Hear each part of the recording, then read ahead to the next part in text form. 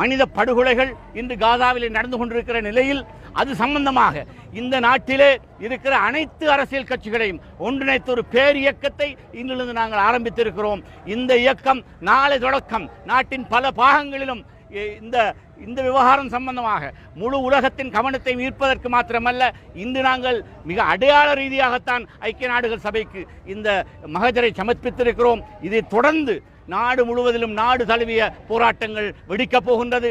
சகல கட்சிகளும் இணைந்திருக்கின்றது என்பதை நாங்கள் இங்கு அறிவித்துக் கொள்கிறோம். அதே நேரம் இது சம்பந்தமாக நாளை நடக்கின்ற ஆர்ப்பாட்டத்துக்கு பிற்பாடு மிகப்பெரிய போராட்டமாக இது ஆரம்பித்திருக்கிறது, வெடிக்கப் போகிறது என்பதை சொல்லிக் கொள்வதோடு அமெரிக்க அரசு இதற்கு கொடுக்கின்ற உதவியினூடாக மிக மோசமாக இந்த முழு சர்வதேசத்திலும் இல்லாத படுகொலை கலாச்சாரத்துக்கு வழிகோலி இருக்கிற அமெரிக்க அரசாங்கத்துக்கு எதிரான போராட்டமாகவும் இதை நாங்கள் தெரிவித்துக் கொள்ள விரும்புகிறோம். தொடர்ந்தும் இந்த போராட்டம் நாட்டில் ஒவ்வொரு மூலை முடுக்குக்கும் கொண்டு செல்கின்ற ஒரு போராட்டமாகவும் சகல இன மக்களையும் சகல சமயத்தவரையும் இணைத்த ஒரு போராட்டமாகவும் கொண்டு செல்ல இருக்கிறோம்.